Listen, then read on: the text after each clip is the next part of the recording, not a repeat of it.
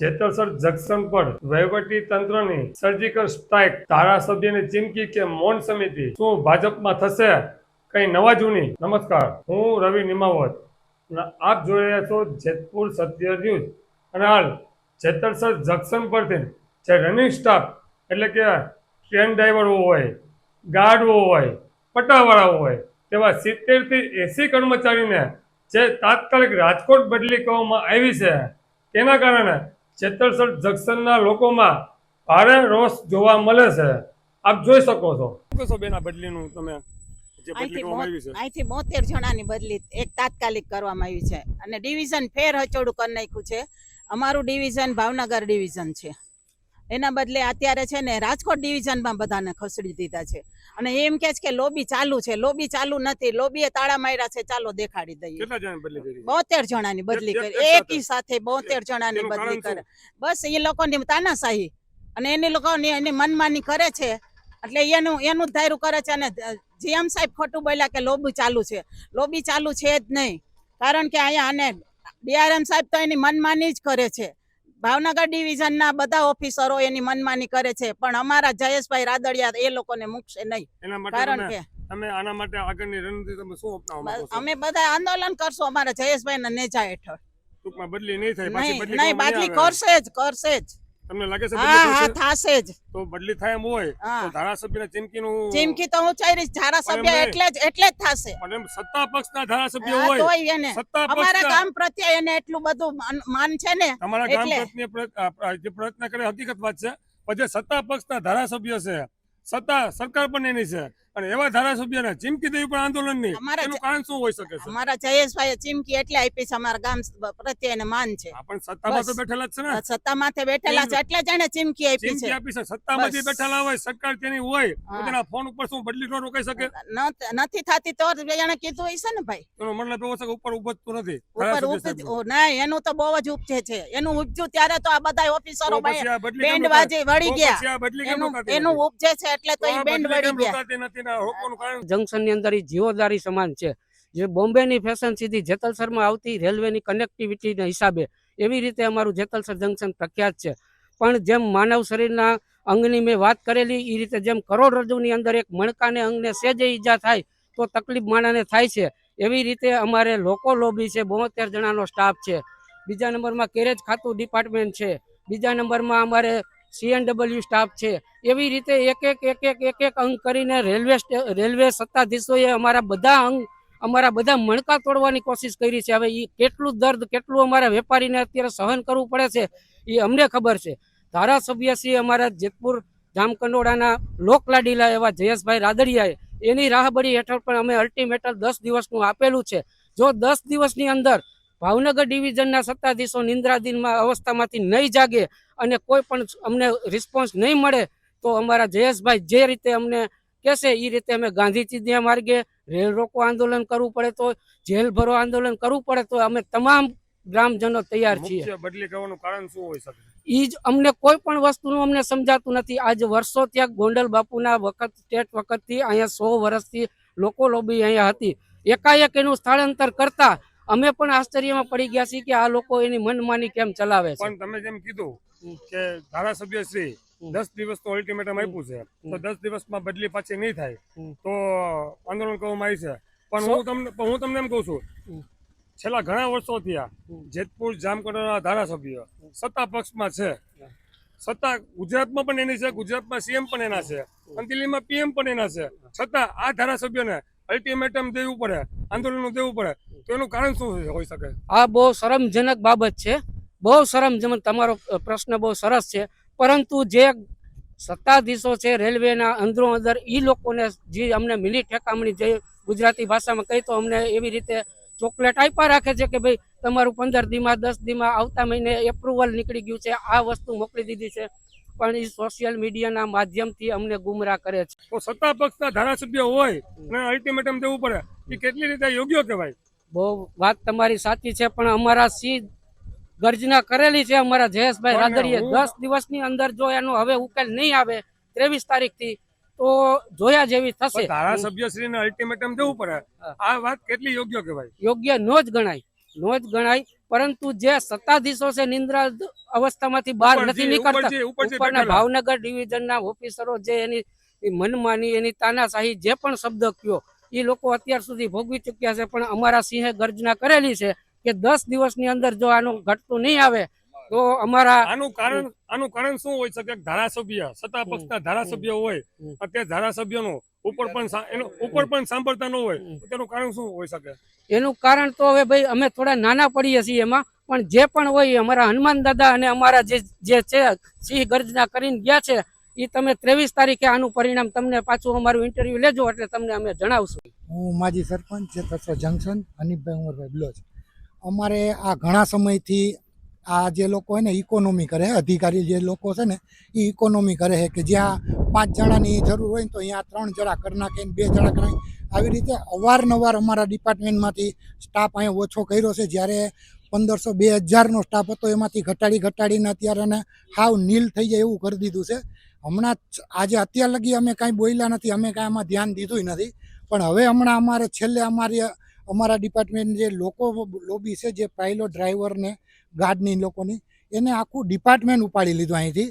અને એ ડિપાર્ટમેન્ટમાં ઓછામાં ઓછા 70 થી 80 જણાની એક સાથે બદલી કરી નાખી. ત્યારબાદ અમે એ લોકોએ એની સર્વિસ સુધારવા હાટું, ઉપલા અધિકારીઓ પાસે સારું થવા હાટું આ બધું અમારા ડિવિઝન લેવલના જે અધિકારીઓ છે એ અવારનવાર આવું કરી રાખે છે અને એના ફાયદા માટે આ બધું કરે છે. ત્યારબાદ અમે હમણાં 26 તારીખે અમે નક્કી કર્યું અને 27 તારીખથી અમે પ્રતિક ઉપવાસ ઉપર 4 દિવસ બેઠા. અમે એ પ્રતિક ઉપવાસ ઉપર બેહવા ત્યારે અમને થોડું ઘણું એ લોકોએ આશ્વાસનને આ તેને કીધું કે તમારું થઈ જશે, એટલે અમે અમારું આંદોલન છે એ મોકૂફ રાખ્યું. ત્યારબાદ અમે ફરી વખત અમારા ધારાસભ્યને અને અમારા ઉપલા નેતાને બધા આગેવાનો બધા મળ્યા અમે, એટલે એને એમ કીધું કે થઈ જશે. એને કીધું કે ન થાય તો અમે કીધું કે અમે આમણત ઉપવાસ કરી, અમે ફરીવાર આંદોલન કરી. ત્યારબાદ અમારા જે ધારાસભ્ય જે જયેશભાઈ છે અમારા અહીંના, એને કીધું કે હવે તમારે કરવાની જરૂર નથી, તમારું ન થાય તો હું બેઠો છું. એને અમારે જે બોમ્બે ડિવિઝન લેવલના જે અધિકારીઓ અહીંથી નીકળતા હતા એની ઇન્સ્પેક્શનમાં, ત્યારે એને અહીંયા સ્ટેશન ઉપર એને ઊભા રાખ્યા, એની મુલાકાત લીધી. એને ખુદ અમારા ધારાસભ્ય જયેશભાઈએ અલ્ટિમેટમ આપ્યું. એને ખુદ એમ કીધું છે કે 8 થી 10 દિવસમાં જો નહીં થાય તો પછી 11મો દિવસ મારો, અને હું ખુદ પાટા ઉપર બેસીશ અને હું આંદોલન કરીશ ને એ તમે પછી જોજો કે હું કઈ રીતે કરીશ. હું હવે આ લોકોનો આગેવાન હવે હું છું અને હવે મારી જવાબદારી છે એવી એને અમને ગેરંટી. ધારાસભ્ય સાહેબ પોતે આંદોલન કરવા પોતે ખુદ કરશે. 10 દિવસમાં બદલી પાછી ના થાય હા, તો. ન થાય તો એટલે અત્યારે ટૂંકમાં જેટલા વ્યક્તિ હતા, હા 70 થી 80 જણા જે કર્મચારી હતા, એમાં ટ્રેન ડ્રાઈવર ને એન્જિન ડ્રાઈવર ને બધા આવી ગયા. બધા આવી ગાર્ડ ગયા. થી માંડીને બધા. બધા. આ બધાને એક સાથે બદલી કરવામાં આવી એક છે. સાથે એનું બદલી મુખ્ય કારણ શું હોઈ શકે છે? મેં તમને કીધું અગાઉ તમને કે ઇકોનોમી કરે છે. અત્યારના અધિકારીઓ બધા ઇકોનોમી કરે છે કે જ્યાં 10 જણાની જગ્યા હોય તો એ 5 થી રોડવે, 3 થી રોડવે. એટલે ઓછા માણસોએ જાજુ કામ લે તો ઉપલા લેવલના અધિકારી છે એની પાસે એ લોકો સારા થાય, એની સર્વિસ સુધરે, એનું પ્રમોશન મળે, એને બધા ફાયદા થાય. એના ફાયદા માટે એ અમારા ગામને હેરાન કરે છે. અમારા ગામનો ધંધો રોજગાર એ બધું આ રેલવે ઉપર છે. અમારો વેપાર બધું ટૂંકમાં ઉપરના જે અધિકારીઓ છે હા એ ઘરની ચલાવે છે, મનમાની ચલાવે છે, એવું મનમાની સાબિત ચલાવે થાય છે છે. અને પોતાનું કરે છે. એ પોતાનો સ્વાર્થ સાંધે છે. સમજી એવા ગયા? અધિકારીનો કોઈનો ડર નથી, ડર એવું નથી સાબિત કોઈ. થઈ રહ્યું છે. આ લોકો બાબુ સાહેબ લોકો જે છે ને એ લોકોનો ઈગો હર્ટ થાય છે કે હવે અહીંથી ટ્રાન્સફર કરીને પાછા લઈએ તો આપણી આબરૂ જાય. એનો મતલબ અને પેકિંગ એલાઉન્સ બી દીધેલા હોય છે, 70-80 લાખ રૂપિયા પેકિંગ એલાઉન્સ પર આપેલા હોય છે, બરોબર. એનું બી એ લોકોને એકાઉન્ટમાં જવાબ આપવો પડે છે ક્યાંય ને ક્યાંય જીએમ સાહેબ સુધી. કેમ કે હમણાં જીએમ સાહેબ બી આવેલા, એની સાથે બી મિટિંગ કરેલી. જયેશભાઈ રાદડિયા સાહેબ બી પોતે હતા, દિનેશભાઈ ભુવા બી હતા અને અમારી સમિતિના મેમ્બર બી હતા.